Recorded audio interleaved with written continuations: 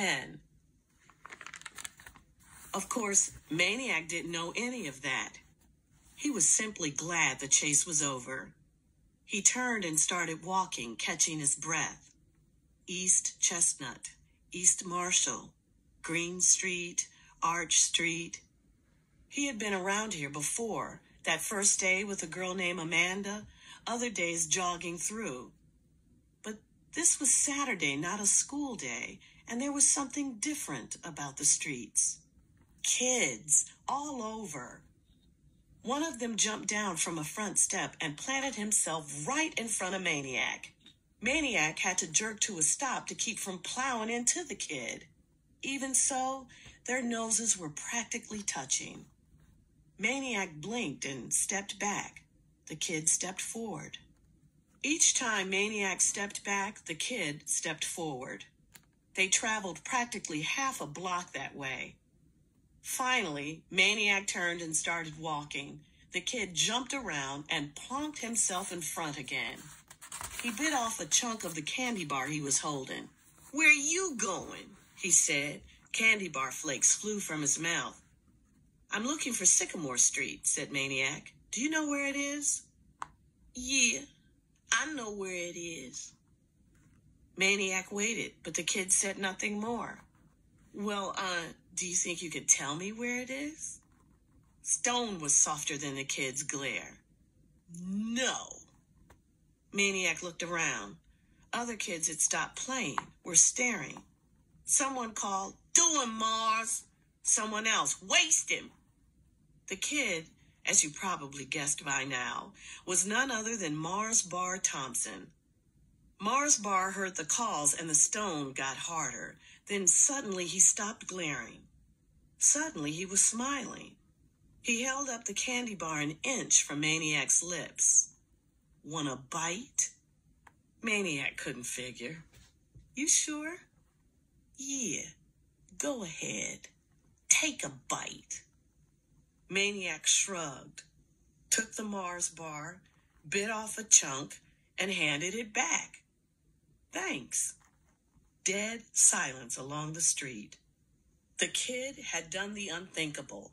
He had chomped on one of Mars's own bars. Not only that, but white kids just didn't put their mouths where black kids had had theirs, be it soda bottles, spoons, or candy bars. And the kid hadn't even gone for the unused end. He had chomped right over Mars Bar's own bite marks. Mars Bar was confused. Who was this kid? What was this kid? As usual, when Mars Bar got confused, he got mad.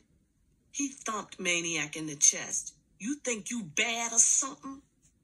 Maniac, who was now twice as confused as Mars Bar, blinked. "Huh? You think you come down here and be bad? That what you think?" Mars Bar was practically shouting now. "No," said Maniac. "I don't think I'm bad. I'm not saying I'm an angel either. Not even real good. Somewhere in between, I guess." Mars Bar jammed his arms downward, stuck out his chin, sneered. "Am I bad?" Maniac was befuddled. "I don't know.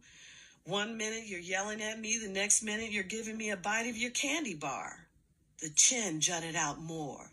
"Tell me I'm bad." Maniac didn't answer. Flies stopped buzzing.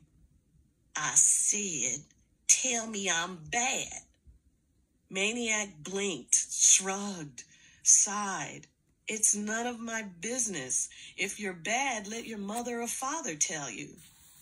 Now it was Mars Bar doing the blinking, stepping back, trying to sort things out.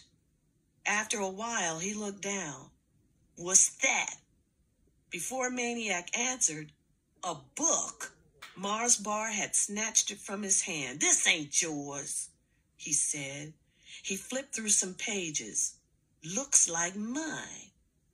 "It's somebody else's." "It's mine. I'm keeping it."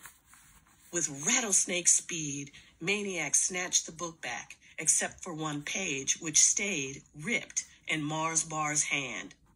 "Give me the page," said Maniac. Mars Bar grinned.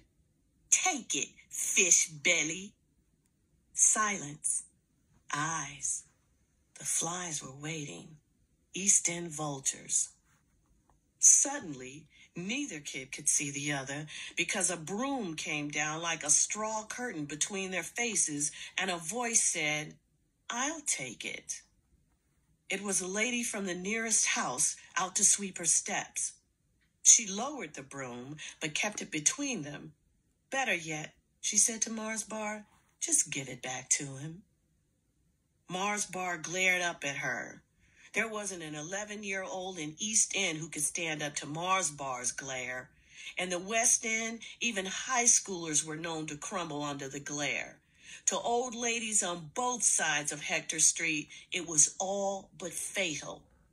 And when Mars Bar stepped off a curb and combined the glare with his super slow, dip stride, slump shuffle, well, it was said he could back up traffic all the way to Bridgeport while he took 10 minutes to cross the street. But not this time. This time, Mars Bar was up against an East End lady in her prime, and she was matching him eyeball for eyeball. And when it was all over, only one glare was left standing, and it wasn't Mars Bar's. Mars Bar handed back the torn page, but not before he crumpled it into a ball. The broom pushed him away, turned him around, and swept him up the street. The lady looked down at Maniac. A little of the glare lingered in her eyes. You better get on, boy, where you belong. I can't be following you around. I got things to do. Maniac just stood there a minute. There was something he felt like doing, and maybe he would have, but the lady turned and went back inside her house and shut the door. So he walked away.